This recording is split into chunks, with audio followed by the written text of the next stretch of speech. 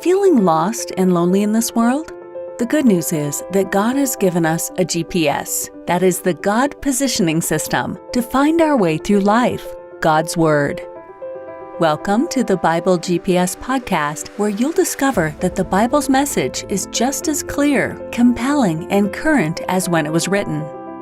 Now, here are your hosts, Cobus Jennis and Labai McCalligan. It's a huge pleasure to introduce Dr. Willie McLeod for the third time on our podcast and our YouTube channel. I just wanted to welcome him. We really look forward to the discussion.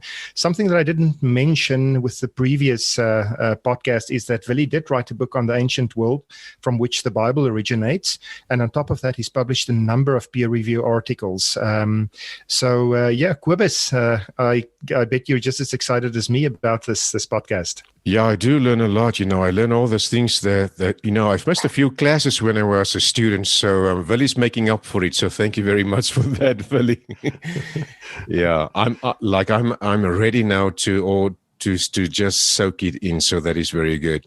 So Willie, there's a lot of skepticism in society when it comes to the reliability of the Bible, because people will say, and today will be our archaeological approach. People say there's no enough evidence. There's a lack of evidence from the world of archaeology to support the historical stories of the Bible. How will you answer someone like that who is skeptical and say there's a lack of evidence from the world of archaeology?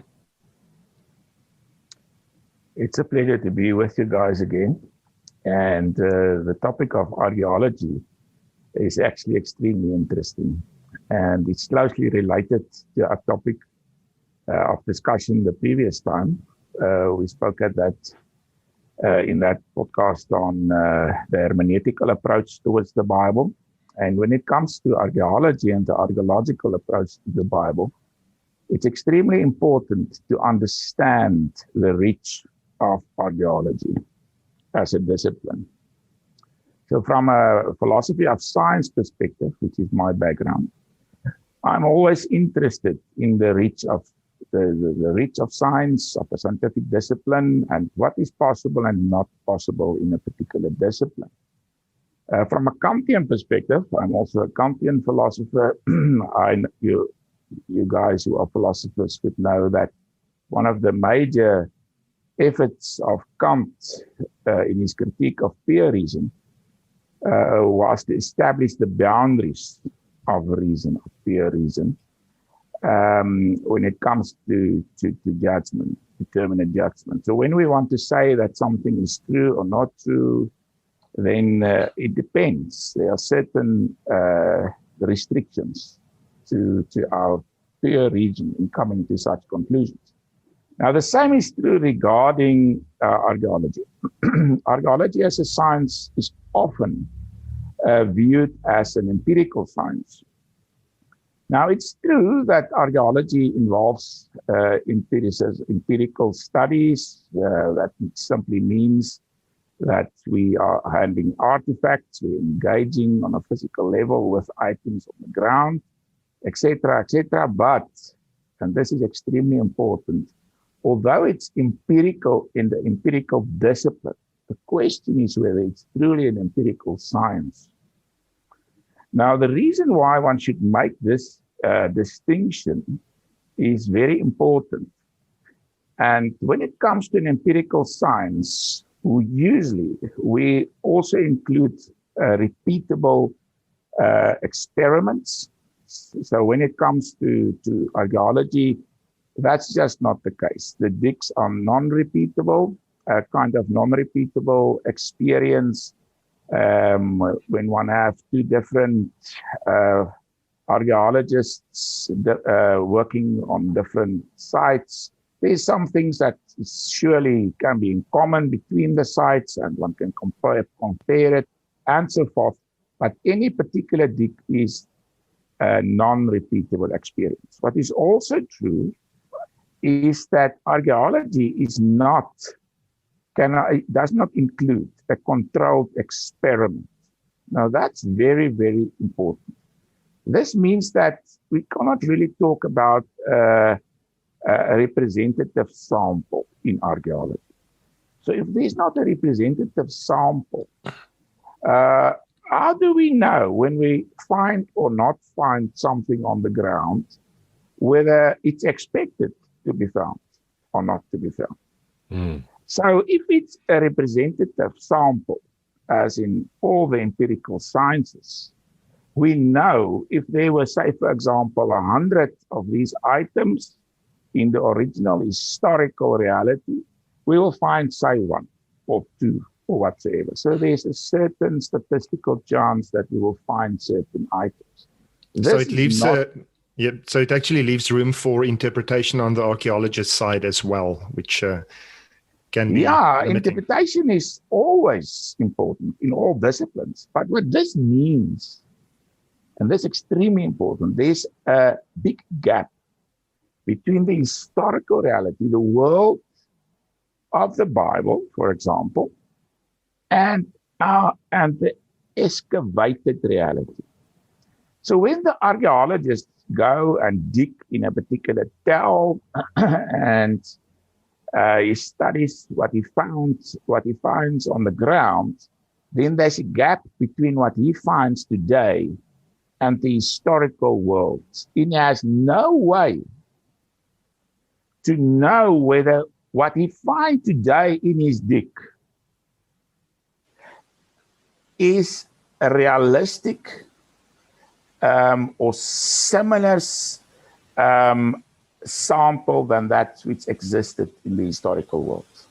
So many things that did exist in the historical world will never show up in the excavated dig because they don't exist anymore. Willie, if I can ask you, so it seems to me the archaeological approach is a bit limited because it's so far removed from when the events happened. And how does that relate to the reliability of scripture? Yeah, so this is extremely important to understand that this discipline has very important limits. Now, in the previous discussion, we talked about the positivist period. That was a period when people believed, scientists believed, that if we cannot positively establish that certain evidence occurred, then it did not occur. Then that event did not happen. So they expected a positive evidence without which they did not accept the possibility or the fact that a certain historical event occurred. But the problem is, if archaeology is not an empirical science, as I've just mentioned and shown in why I'm saying that, then we have a problem.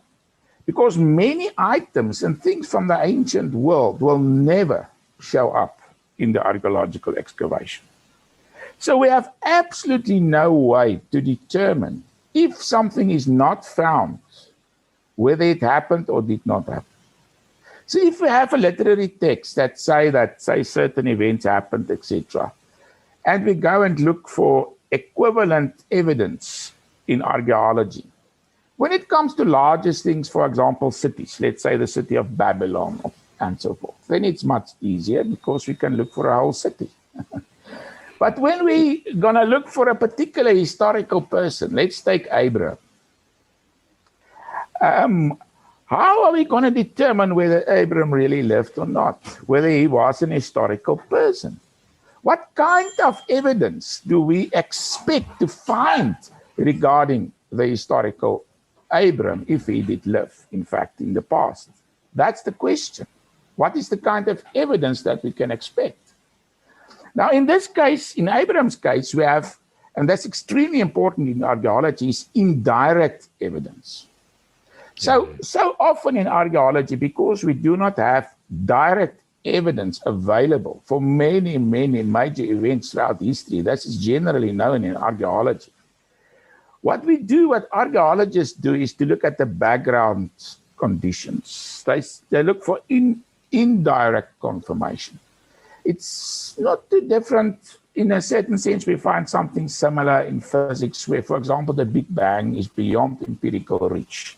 There's no possibility that we could ever, on an empirical level, engage with the Big Bang. But we have certain indirect evidence, what we take into consideration, and from that, scientists would say, okay, we believe in the Big Bang. So it's the same thing that we have here. We have indirect evidence. And because of that period in history, when scientists and biblical scholars had this idea that we cannot believe the Bible, and the Bible is not historically reliable if there's not evidence for everything discussed and said in the Bible, they developed a general perspective that the Bible is not historically reliable because of a lack of evidence. But since that time, the world of archaeology and biblical studies has evolved a lot. And we know today that it's just plain wrong to say that if we have not found certain evidence, that's evidence that something did not happen. It's just not true, and it's very wrong. You can't say Willie, that. With the previous podcast, we did sort of refer back to the modernist and postmodernist views. Now, with regard to archaeology, can you sort of expand on the modernist and postmodernist approaches to archaeology and the value or non-value of each of those approaches? Yeah, so what we find in archaeology, obviously, we're not in a modernist period anymore. During the modernist period, there was that view that all the disciplines trying to establish themselves as sciences. So they tried to achieve a certain kind of objectivity. And in that effort to obtain that kind of objectivity, they believed that the scientist or the observer have a kind of objective view on the world. So they've tried to find objective facts. And this is where the positive perspective came in. So if that facts were not available, then they believed we cannot trust the tradition telling those stories about those events, for example, the biblical tradition. In the postmodernist period, there's a reaction against that. People don't believe that that is available to us, that kind of objective perspective. So the reaction against that was that everybody just believes, or that scientists believe, that everybody has a different perspective. Now, the same is true in archaeology.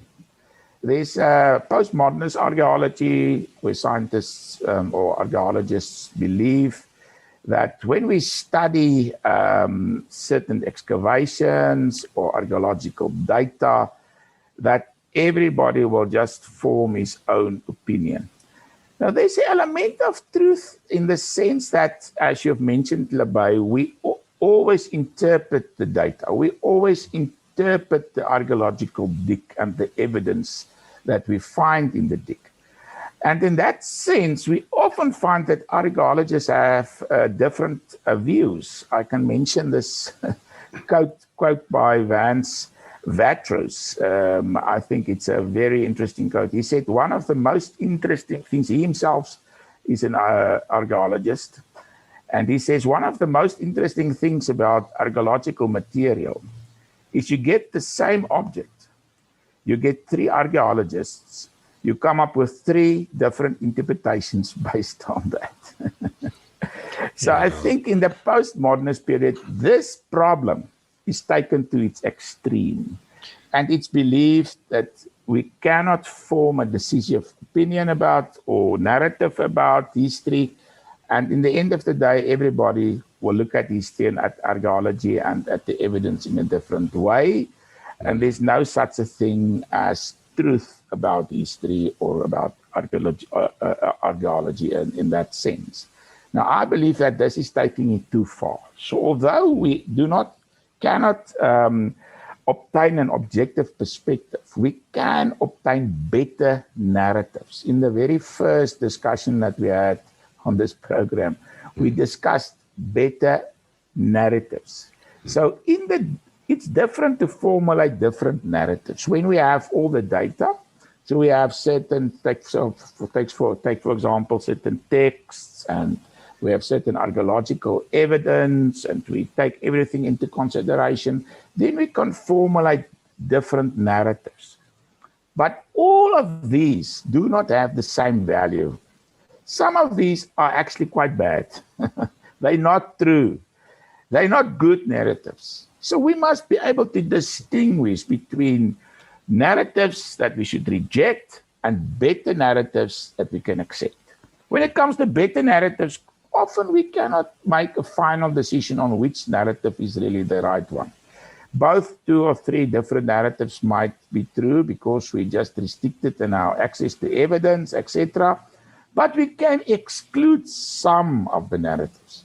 So when it comes to the Bible, and this is extremely important, we can produce a good narrative showing that the Bible is consistent with what we find in terms of the texts as well as the archaeological data. So what we find is the Bible is consistent, and we have good evidence supporting the biblical story. And we can formulate a narrative consistent with the biblical story, which is a good narrative. And what is important is to show that this narrative is better than some other narratives in which skeptics say that the Bible is untrue, that it's not reliable, it's not trustworthy. So their narrative is sometimes quite popular. But when there's a discussion and we really take that narrative and seriously consider and carefully consider all the aspects, I believe that we can always show, most instances as far as we have available data, etc., that the biblical narrative is a good narrative. We can make a good case for the trustworthiness of the Bible. Let me give an example. Many examples can be given, but let me give one example.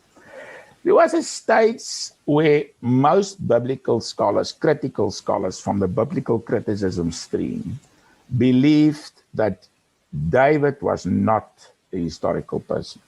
They believed it. So they were quite sure that David never, there were no such a person in history called David. And it became an established view in scholarly circles. Biblical scholars did not believe that David ever existed. Then something happened. During a dig in the north of Israel was discovered a stela that was since called the Tel Dan stela. And on this stela is a reference to the house of David. It's from the 9th century BC. So suddenly these scholars that were absolutely sure of their case and believed that David was not an historical person and that the biblical stories is totally unreliable, they had to engage with this fact that reference is made about 100, 200, 150 years after David of the house of David. Then some of these scholars says, no, this is fraudulent. This, we cannot believe this Tel Dan stela. These guys has, in a fraudulent way, tried to produce this evidence. So the next year when the excavators went back and they did the rest of their dig, there was a certain part of the Tel Dan stela broken off. And while they were digging, they found this piece.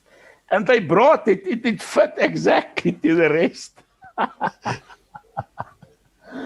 So now, okay, today everybody accepts the Tel Dan stela as established above, I think, reasonable doubt. Or there's still a critical scholars that tries everything possible to discredit even that evidence because they don't like it and they don't want to believe it. But I think in general, most scholars, archaeologists and biblical scholars would say they believe that it's good evidence that David really existed as an historical person. So that just gives you an example how it works in this field. Yeah. So, it's almost like, sorry, go ahead, Quibus. No, you can go ahead, Lebay. No, I just say it's almost like, you're standing in front of a judge and you present the least possible evidence, and based on that least possible evidence, a judge needs to express whether someone's guilty or not guilty, which is seriously concerning. I hope I never end up in a court like that.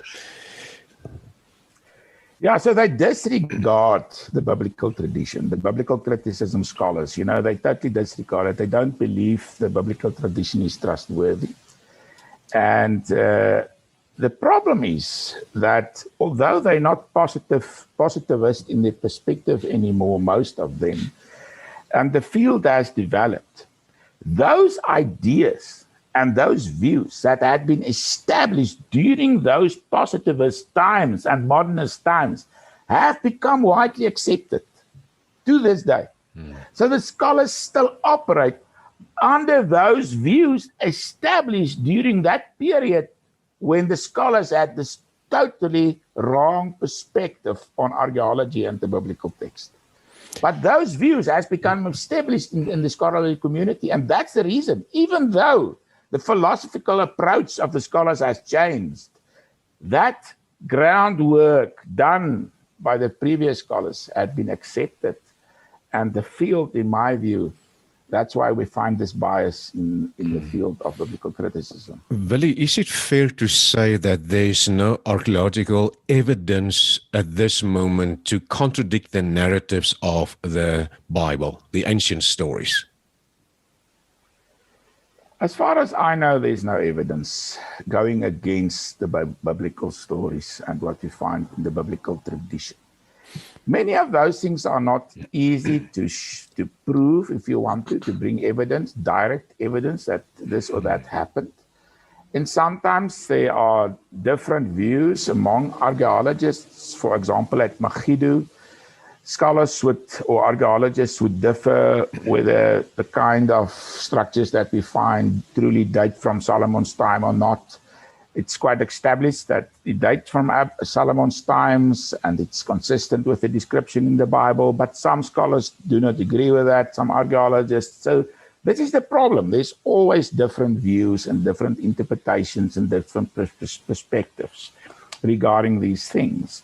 But I believe, and this is what is important, we can formulate a good narrative using a lot of evidence that is supportive of the biblical tradition. And we can do that for most periods throughout history. So sometimes it's more difficult. Take, for example, the Abrahamic period. I've referred to Abram, and Abram is to me extremely interesting because I've written a book on that in that period, and at a later stage we can discuss it maybe in more detail.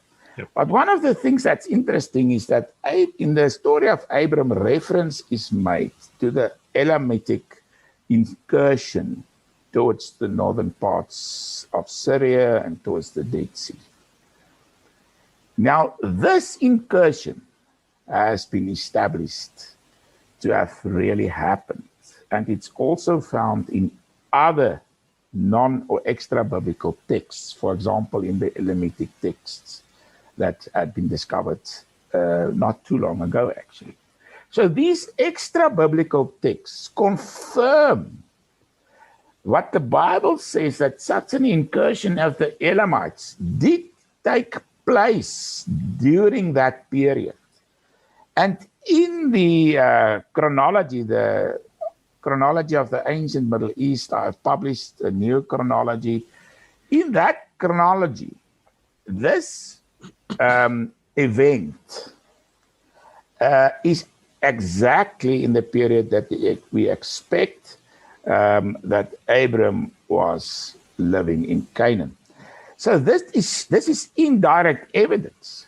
But what is important about this evidence, it's surely impossible for somebody living in the exilic period or thereafter to have known about this incursion. How on earth would such a person know about it? If there was not a solid tradition going back to the historical event when that took place. So it's not a direct evidence that Abram was a physical person, but it shows that the story told in Genesis includes evidence that can be shown to be true. And there's a lot of other evidence. It will take some time to discuss everything. But the point is that I want to make is there's good evidence supporting the biblical narrative. And that's, in my opinion, it's true for all periods, even with regards to the primeval history. That's Genesis 1 to 11, extremely interesting, because that goes back, in my view, even before the first writing occurs. So we're talking about really tradition. But we can compare that with the Sumerian tradition about that early period. And in the Sumerian tradition, we find a consistency between the literary tradition, what is written in the literary tradition, and what is found on the ground. And that supports a certain view of Sumerian history, which is consistent with the story in the Bible. So it's slightly complex matters, but it shows that the biblical story can be believed. That's very encouraging. And I must qualify myself because it depends on also how we read the text, how we understand it, etc., etc. But there's a way to read and understand it that makes sense, and in my view is a good, solid, or a good narrative, with good evidence. Yeah, so what you can basically say, if you look at the role of tradition, you look at texts and artifacts, it paints a picture, and you have to look at the overall picture to at the end of the day come up with, I want to say a judgment call. Yeah, so you have to consider when we study the biblical story, and we'd like to see there's any evidence supporting it. Then we look at other texts from that period, and we look at all kinds of supporting evidence from that period, evidence that is in agreement with what we find in the Bible, and text that is in agreement with the story told in the Bible. So when we have something like the Tel Dan Stela, that's wonderful, but it's not always available because of the restricted reach of archaeology as a science, as we have discussed right at the beginning. So if we do not have the right or the correct understanding of archaeology as a science, then we have a much more critical view because we have a wrong understanding. We think we should find these things, otherwise they did not happen. But this is a wrong view. We cannot go with that. No good philosopher or no philosopher of science would at all go with that in our current day and situation. So, but once we have a correct understanding of what archaeology can and cannot do as a discipline, what is the kind of reach that it has, then in that context, when we gather all our evidence and we formulate a certain narrative regarding how biblical events unfolded, say, for example, about anything that we can, the Exodus or so, then once we have that narrative, we must compare that narrative with other similar narratives. Now, many of these narratives are critical. So what they say is, no, the Exodus didn't happen. So they give their reasons why they believe the Exodus did not happen. So now we must compare narratives. So when it comes to a court case, you've mentioned the justice system. In the justice system, we have exactly this. And in that article, I actually propose that the justice system is used as an analogy to understand how archaeology operates or should operate. And what we find in the justice system is that different narratives are brought before the court. I've talked about that also the previous time. So now we have, say, for example, two. The one is very critical about the Bible and the biblical story. The other one is supportive of the biblical story. So when we have these two narratives, then we must try and decide which one is a better narrative. Now, in the end of the day, there's nobody that... Some people would think, okay, the scholars should decide. But the scholars are not the ones to decide. When we have a court case, then we have expert witnesses. They come in and they give some evidence. But at the end of the day, it's not the expert witnesses that make a decision. It's the judge or the jury. And that's extremely important. Because in South Africa, we have, for example, had a case where an expert witness, in one murder case, his testimony was just accepted and the court did not really query it. But in the other case, in another murder case, his testimony were taken apart. And suddenly most people would ask, in that other case where that guy testified, why did we believe him? So many scholars, they're experts in their field, but they come from a certain perspective. They have a certain paradigm, scholarly paradigm with which they operate. And they have, take for example, they come from a critical school. Then their perspective and their view would be very critical regarding the biblical truth, you see. So that's why it's important in the justice system, in a court case, that we take all things into consideration. We have the forensic evidence, which agrees with, for example, physical artifacts, etc., that's found, historical data. And then we have testimonies, try to determine which are good testimonies, reliable witnesses. In the same way, we have testimonies from biblical times. It's not, we can't take them into cross-examination, but we have these testimonies and these ways. There are ways to really consider their trustworthiness, which is also a wide open field. We've discussed that to some extent last week or the previous time. But so what is important is we, the informed reader, should be the judge. We should not leave that to other people to decide for us whether it's true or not. And I think that's a big problem we're currently facing, is that we get taught and educated to basically look at what so-called experts present and just accept it on face value without any judgment. And it's this whole thing around you're denying the science. What often happens is that the critical view is somehow regarded as a scientific view. So the more critical you are, the more scientific you are in some way. I don't know how that happens, but it happens. So what you'll find, for example, is that quite often, on Wikipedia or and so forth, what we'll often find is that the critical view is presented as the only scientific view. And this is just not right. Mm-hmm. It's not right. It's not correct. It can't work like that. But they restrict, in many cases, in their presentation of history, they only present, or in many cases, only present it as scientifically acceptable, the really critical view. So this is really problematic, I think. Willie, I do have one other question as well. So if you look at academia currently, do we still see remnants of that modernist and even postmodernist approach? When you look at Absolutely, yeah. Many academics, especially in the field of biblical studies and even archaeologists, often those that are truly skeptical. And what they usually do is, the reason why they're so skeptical, in most cases, Finkelstein, for example, is a very well-known Israeli archaeologist. He's very skeptical. He's quite known for that perspective.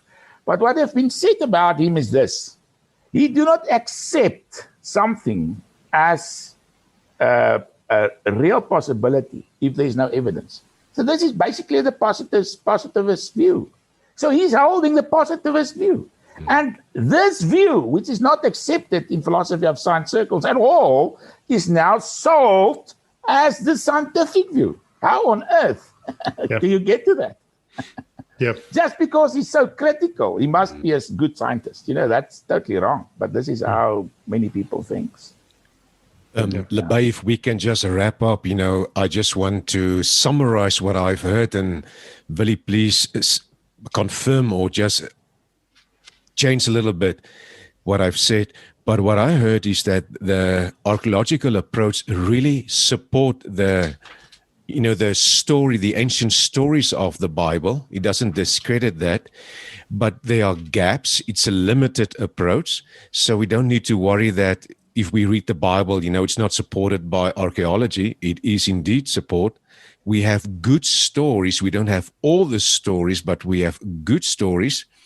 And at the Bible GPS Institute, Willie, we use the slogan of that the unknown future can only be navigated through the compass of an ancient text. And this ancient text, and you are an expert on this, on the philosophy of science, you just confirmed to us that this ancient text, the Bible, can indeed be or is indeed our compass because it's reliable and it is trustworthy. So we can continue reading our Bibles with so much comfort and know that how the Bible came into being was indeed an amazing miracle from God. Absolutely. Yeah, I agree with that. Yeah, and Yes. sorry, go ahead, Willie. No, that's okay. No. I just wanted to agree with Quibus as well. Is like I think it's the one thing that stands out that you mentioned is the fact that we should the so-called expert witness shouldn't be the one that makes the final decision, and that we as, I want to say, judge and jury needs to be informed, educate ourselves, and based on that make the decision. Yeah, an informed decision. Now, the problem is, in general, people often do not have a wide knowledge, say, for example, about historical times, etc. So it's difficult to make those kind of decisions. But I think what we're showing today is that Christians can believe the Bible, and there's every reason to believe that the Bible is a trustworthy source of history. What is important is that different narratives about the biblical stories and history can be construed. Some of them are better than others. Not all of them are good. And we have to take into account all the different aspects that I've discussed. And from that, we can develop a good narrative. And that is important. Willie, I want to thank you as a scholar. You have studied a lot you're a physicist, you are an expert in the science of, or the philosophy of science. You've done extensive study on the ancient world. You wrote a book on it. And it's so encouraging for us to hear that you firmly believe in the trustworthiness of the Bible. And thank you for that. I will sleep better tonight knowing that. Thank you so much. Absolutely. And I just wanted to add that we'll put a link down to Willie's blog post. So anybody that wants to do some additional reading, there's a lot of articles that you guys can go to. And we'll also link to the Core Ideas website. And really, really worthwhile to spend some time on that website. There's some really, really good articles as well that covers these topics. Thank you so much and all the best. And if you want to ask some questions, you can send your questions to info@thebiblegps.com. If you want to be notified when we get new YouTube videos and episodes, just click here to subscribe and you will get a notification. And if you can please share it, that would be great. God bless you.